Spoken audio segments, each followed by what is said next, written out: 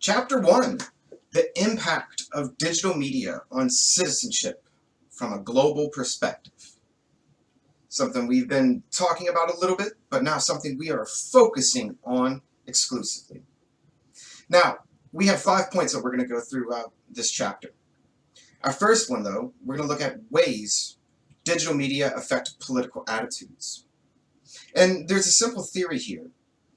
As you increase political interest, as well as increase internet use, meaning you do both of these together, then that will lead to increased political participation. This theory here, as far as affecting political attitudes, is not simply saying if you increase internet use, you're going to end up with more political participation. No. What we are saying here is that you have to increase internet access along with political interest in the same individuals, and then it will lead to increasing political participation. Now, why would you have both of those together? It's what we call an interaction term, or a compound variable, meaning in order to get a specific outcome, in this case increased political participation, you have to take these two variables, put them together, and interact with them both. The reason we think that's the relationship here is because of online entertainment. Because there are 1,000,003 different things that people can go online for, besides news, besides engaging in politics. And because people can get lost down the rabbit hole of looking at cat videos on YouTube, or gaming, or Reddit, or streaming, for all of those reasons, it's not enough that an individual just needs to increase their access to internet. They need to increase political interest as well. And if those two things happen, when they happen, it leads to increased political participation. Now, this brings up an extremely relevant point. Does internet use then give politically minded individuals an advantage?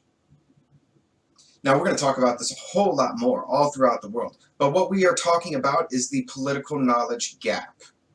And I'm not going to spoil it, but we will get to it. This is a really important question that we need to think about moving forward. Another one of our major theories that we likely talk about a whole lot in our regular life is how digital media affects citizenship globally, but in particular, in how you participate in politics. And we have two theories here as far as political practices go and how digital media affect them. Our first theory is simply, as you increase internet use, this will lead to an increase in online participation. So it's very specific, internet use and online participation, okay? And that goes hand in hand with the second theory, that an increase in internet use will also lead to a decrease in traditional participation. Now, this is very interesting. It has several implications, right? First off, when we talk about who is engaged in politics more, traditional politics, voting and whatnot, like we talked about in last chapter, we know older individuals are more likely to. Who is more likely to go online? Younger individuals. So the internet, by this theory, will help younger individuals be engaged more online, but not necessarily more with traditional forms of participation, like voting, writing a representative, boycotting, donating to a campaign, going to a rally, knocking on doors. That's not what this theory is saying. This theory is pointing out to a matter of fact that we're going to get to very quickly next week, is that the idea of ease of access, the internet, online political engagement. In many cases, it seems it has led to online activism only. And we haven't necessarily seen that transform into traditional participation. Now, again, we'll be talking about that throughout the semester and the rest of the time in class, and definitely comparing it to current events going on now, and see what we think, but what we think globally on how this relationship works. Our third point in discussing how digital media affect citizenship globally is the sociality of politics. And really, what does that mean? Sociality means your social circles, how you interact with individuals. And so there's this theory that says increase social media use, will lead to increased political engagement. However, this theory does not equate political engagement and political participation to be the same thing. Political engagement in this context is referring to what we're doing here, conversing in politics. Political engagement could be researching political information online. It could be talking to someone in a blog post, commenting on a news article. That's political engagement. This theory here is not saying increased social media use will lead to increased political participation. And part of that is because the authors realized very early on that social media are not one thing. Social media, media plural, social media are many things. And the fact of it matters which platform you use. Do you use Facebook, Twitter, MySpace? Yes, people still use MySpace and YouTube. They use those platforms for different things. Twitter has morphed into a very political social media platform. YouTube, it can, but at the same time, most people go on YouTube for a variety of other reasons. Facebook has gone more political, although you can still ignore politics if you try hard enough. MySpace has gone completely artsy. It's where a lot of music groups or painters and different people of the arts showcase their work all around the world. So which platform you are talking about matters for if increasing social media will increase political engagement. And that's something we're really going to think about moving forward too. Are Facebook and Twitter the same thing?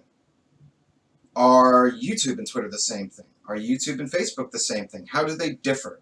And what's the implications behind those differences? Our next theory is about how digital media affect individuals' political voice. And what is a political voice? Generally speaking, it's your ability to make your wants, your desires, your political agenda, your ability to make that heard by other people, governments or individuals or corporations. So a measure of your political voice is how well are you heard? The idea is that digital media have given everyone more political voice, more platforms to stand up and yell from so everyone can hear you. Right? Digital media have connected people more than we were ever connected before. So it makes sense that digital media leads to increased political voices in a population. However, something we need to think about. Does it really? Do digital media really increase our political voice? Remember, if political voice is a measure of how loud you can be heard, meaning how well you are heard, how well you are received, that your message is received. Has digital media really increased our political voice? If it's increased everyone's political voice at the same time. For instance, if everyone before digital media had the same access to government, to other individuals, then suddenly you give everyone digital media, their ability to reach increases, but comparatively, you still are at the same line as everyone else. Meaning, digital media provide a possibility and a platform to be heard, but it provides that to everyone. And competing in a marketplace of voices, this is that idea exactly. Now everyone can go onto a politician's Facebook page or a Twitter feed and type in something. So on an individual level, I could not do that before. However, I am competing with everyone else who is doing the same thing. So has it really increased our political voice? Has it increased how receptive politicians are to their citizens? It's one of the most important questions we'll be addressing around the world moving forward. Our last of the 5 points for how digital media affect citizenship globally is that of transnational allegiance. Now, first off, what is transnational allegiance? Well, just as the name implies, it's when an individual finds themselves aligning to more than one country. They are crossing borders. They are having a transnational identity And theoretically, and we do have a good bit of survey evidence to support this, digital media around the world have been increasing transnational allegiances everywhere. Now, some of you may have heard the idea in other classes of convergence hypothesis, the fact that we're all spread out all over the world. But as digital media comes to the world, we are more and more and more connected. And as we are more connected, our culture, our values, we start to find things from other places that we like. And we start to incorporate them within ourselves.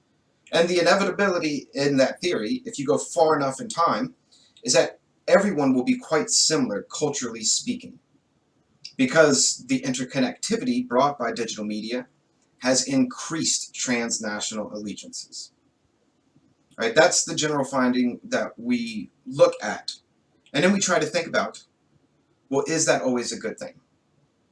And shockingly enough, every time the G8 or the G20 or any other group like the World Trade Organization get together for a huge meeting, there are people protesting all over the world, especially outside these summits, about how globalization, pushed by digital media, are erasing people's natural identities.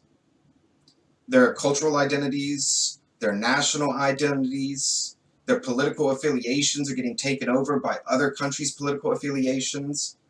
People are losing their sense of culture at the individual level because convergence theory, more and more people are growing similar. That means they're leaving behind who they used to be culturally speaking. So there is a lot of pushback against transnational allegiance and globalization and convergence hypothesis. But what we do observe, though, is that this is taking place. And it is taking place faster in countries with higher internet domestication rates. The major theory of this chapter, and really of many of the chapters, if not the entire book, is something that I think many of you might argue against, and many people in general. Digital media do not create civil society or introduce new practices of citizenship. But where these are incipient or contested, use of technology can support, reinforce, or amplify trends. Translation. The book is saying digital media are simply the next form of media. They are the next medium in that history of media that we looked at. And as of yet, digital media have not really created a new civil society. Now, we will talk about hackers groups and different things like that that didn't really exist before. But as far as political practices go, this book is arguing that digital media, more and more, are simply reinforcing pre-existing government institutions, political practices, and really are complementing traditional media at the moment. They're basically saying the internet is not revolutionary. What do you think? I think this is a difficult question to answer at the beginning of the book, but I think it's an important question to pose at the beginning of the book and something we will come back to at the end of the book and see where you stand at both places.